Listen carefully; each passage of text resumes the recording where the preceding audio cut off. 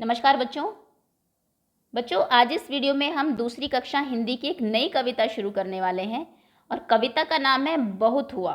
जब आप किसी चीज़ से बहुत परेशान हो जाते हैं तो आप कहते हैं बस करो, अभी बहुत हुआ। तो पार्ट में देखेंगे कौन परेशान है, किससे परेशान है। सबसे पहले आपको जो कविता में कुछ कठिन शब्द है उनके अर्थ बताए जाएंगे। उसके बाद हम कविता को पढ़ेंगे, समझेंगे और फाइनली जो कविता के आखिरी में आपको प्रश्न दिए हुए हैं उनके उत्तर भी डिस्कस करेंगे। तो चलिए शुरू करते हैं। कोई भी बच्चा अगर नया हो चैनल पर तो वीडियो के नीचे राइट साइड में देखिए रेड कलर से लिखा होगा सब्सक्राइब। चैनल को आप सब्सक्राइब कर लीजिए, बेल आइकन को प्रेस कर लीजिए, जिससे अगली बार कोई भी वीडियो आपकी क्लास की आए तो वो आप मिस ना करें। चलिए शुरू करते हैं। शब्दार्थ। पहला शब्द है आपका कीचड़।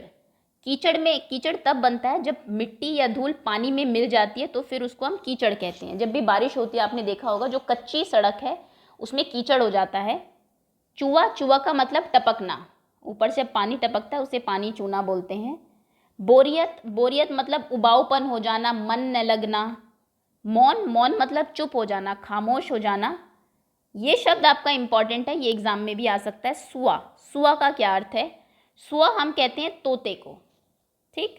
ताल मतलब तालाब। तो ये है कविता में आए कुछ नए शब्द। पॉज कर दीजिए वीडियो, देख लीजिए एक बार सभी को। अब हम कविता को पढ़ना शुरू करते हैं। पार्ट 6 बहुत हुआ। बादल भैया बहुत हुआ, कीचड़ कीचड़ पानी पानी, याद सभी को आई नानी, सारा घर दिन रात चुआ। तो कविता में बहुत हुआ किसको कह रहे हैं? बादल को, कि बादल भैया बहुत हो गया, बहुत ज़्यादा बारिश हो गई है। बहुत कीचड़ कीचड़ पानी पानी है, हर जगह पानी है, हर जगह कीचड़ है। याद सभी को आई नानी, नानी याद आना मतलब बहुत परेशान हो जाना। सब बहुत परेशान हो गए, सबको नानी याद आ गई है। सारा घर दिन रात चुआ, पूरे घर में दिन रात क्या है, ऊपर से टपकता रहता है घर, इतनी ज़्यादा बारिश हो गई है। जाए कहाँ कहाँ पर खेले, घर में फंसे बोरियत झेले, जो पिंजरे में मौन सुआ। अब इतनी बारिश हो गई है, हम कहाँ जाए, कहाँ पर खेले? जब बारिश होती है आप देखिए आप बाहर नहीं जा सकते क्योंकि हर जगह पानी भर जाता है।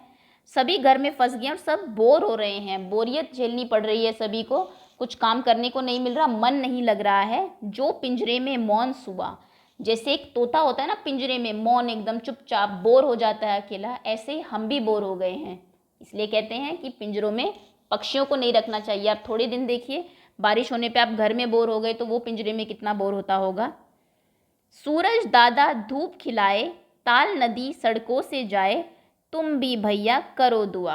अब सूरज दादा को कह रहे हैं कि सूरज दादा तुम आ जाओ, बादल को भेज दो, ताकि ये जो पूरी हमारी सड़क है ये नदी बन गई है, तालाब बन गई है, इस पे इतना पानी भर गया है, ये सड़कों से चला जाए और तुम सब मिलके दुआ करो, प्रेयर करो कि बारिश रुक जाए और सूरज निकल आए। ये देखिए घर में क्या हाल है, ऊपर से आपको छत तो टपकती हुई दिख ही रही है। ये देखिए टपक यहाँ पर लगा हुआ है टपका। बिल्ली भी देखिए यहाँ पे बिल्कुल बेचारी ठंड में एकदम बारिश में भीगी हुई बैठी हुई है। बच्चे घर में बोर हो रहे हैं, घर में भी छतरी लेके खड़े हुए हैं क्योंकि ऊपर से टपका लगा हुआ है, कुछ करने को नहीं मिल रहा, घर में बैठ के लूडो खेल रहे हैं। ये पानी भर गया है इस टब में, पूरा बाहर आ रहा है, ये बच्चा इसी में नाव चला रहा है।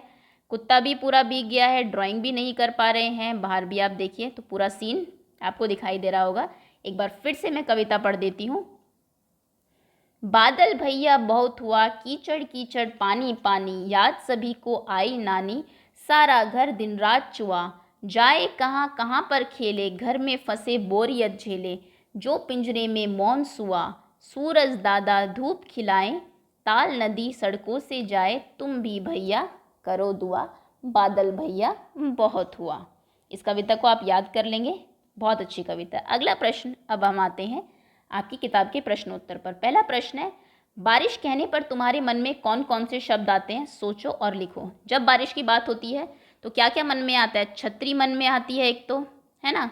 उसके बाद आपके पानी, कीचड़, हो सकता है आपको पकौड़ी भी मन में आती हो, जब बारिश होती है तब घर में पकौड़ी भी बन जाती है। इसके अलावा केचुए जनरली आपने देखे होंगे निकल आते हैं, है ना, ये भी शब्द आपको हो सकता है याद आ जाता हो। और कौन सी चीज़ें जो आपको बारिश का नाम लेते याद आती है वो भी आप लिख सकते हैं। अगला प्रश्न है, जब बहुत बारिश होने लगती है तुम कहाँ खेलती हो और कौन कौन से खेल खेलती हो? जब बारिश होती है तो आप घर में ही खेलते होंगे। इसका उत्तर आप लिखेंगे, जब बहुत बारिश होने लगती है तो मैं अपने घर पर अपने भाई बहन के साथ खेलती हूँ। मैं घर में कैरम बोर्ड, लूडो तथा लुका छिपी का खेल खेलती हूँ। अगला प्रश्न है, खूब तेज़ बारिश होगी तो तुम्हारे घर के आसपास कैसा दिखाई देगा? यदि खूब तेज़ बारिश होगी तो हमारे घर के आसपास के ताल तलैया भर जाएंगे, जगह जगह कीचड़ दिखाई देगा। तालाब भर जाएंगे मतलब कहीं गड्ढा अगर होगा, आप ताल तलैया की जगह तालाब भी लिख सकते हैं। आसपास अगर कोई गड्ढा होता है, ऐसी जगह होती है वो एकदम पानी से भर जाता है, उसे ताल तलैया कहते हैं। ताल तलैया मतलब बहुत बड़ा तालाब नहीं, छोटा सा ही, वो सब भर जाते हैं और जगह जगह आपको कीचड़ ही कीचड़ दिखाई देता है, पानी पानी दिखाई देता है। बारिश में कितना पानी बरसता है, वह सब पानी कहाँ जाता होगा? अगला प्रश्न है। तो बारिश में काफ़ी मात्रा में पानी बरसता है, आप लिख सकते हैं काफ़ी पानी बरसता है। यह सब पानी ताल तलैयों, नदी नालों तथा समुद्र में जाता है। अगला प्रश्न है, ये सब बारिश से बचने के लिए क्या करेंगे बताओ?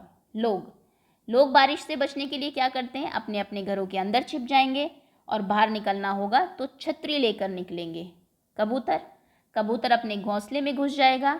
केचुआ ज़मीन के अंदर ही रहेगा। कुत्ता किसी छत के नीचे अथवा पेड़ के नीचे छिप जाएगा, घर में भी छिप सकता है किसी के। मछली पर पानी का कोई असर नहीं होगा क्योंकि मछली तो रहती ही पानी में है। मोर झाड़ियों में या किसी पेड़ के नीचे बैठ जाएगा। चलिए, यहाँ तक हमने प्रश्न कर लिए। अगला प्रश्न है, बड़े लोग ऐसा कब कहते हैं? बहुत हुआ, अब चुपचाप बैठो। ऐसा घर के बड़े लोग तब कहते हैं जब आप ज़रूरत से ज़्यादा बोलते हैं, जितना बोलना चाहिए उससे ज़्यादा जब आप बोलते हैं तो कहते हैं बहुत हुआ, अब तुम चुप बैठ जाओ। बहुत हुआ, अब अंदर चलो। जब हम काफ़ी देर तक बाहर रहते हो, आप खेलते हो लेट तक, तब वो कहते हैं बहुत हो गया खेल, चलो अंदर आ जाओ अब। बहुत हुआ, अब सो जाओ, जब आप देर रात तक जगे रहते हैं। बहुत हुआ, अब टीवी बंद कर दो, जब हम ज़्यादा देर टीवी देखते हैं। अगला प्रश्न है कविता से। कविता में ऐसा क्यों कहा गया होगा, तेज़ बारिश होने पर सड़कें नदी बन जाती हैं? ऐसा क्यों कहा गया है कविता में? तेज़ बारिश होने पर सड़कें नदी इसलिए बन जाती है क्योंकि इस पर पानी जमा हो जाता है। सिंपल सी बात है। अगला प्रश्न है, सब और कीचड़ होने पर नानी याद आती है। नानी याद आना मतलब मुसीबत सर पे पड़ना, मुश्किल हो जाना, चीज़ें करना। चारों ओर कीचड़ होने के कारण चलना मुश्किल हो जाता है और नानी याद आ जाती है। अगला प्रश्न है, अब नहीं बरसूंगा। एक दिन बादल ने सोचा, मैं अब कभी नहीं बरसूंगा। जब मैं बरसता हूँ तब भी लोग मेरी बुराई करते हैं, जब नहीं बरसता हूँ तब भी बुराई करते हैं। आज से बरसना बिल्कुल बंद। फिर क्या हुआ होगा, कहानी को आगे बढ़ाओ। अगर बादल सोच ले कि आप बहुत परेशान हो गए हो, चलो ठीक है अब से मैं बरसूंगा ही नहीं, तो फिर क्या होगा? इसके बाद बादल ने बरसना बंद कर दिया। बारिश ना होने के कारण, ना होना चाहिए यहाँ पर, बारिश न होने के कारण चारों तरफ हाहाकार मच गया। धरती सूख गई, फसलें मुरझा गई, पशु पक्षी तड़पने लगे, बच्चे उदास हो गए क्योंकि पानी नहीं मिल रहा। सबने मिलकर बादल से जल बरसाने और पृथ्वी पर हरियाली लाने की प्रार्थना की।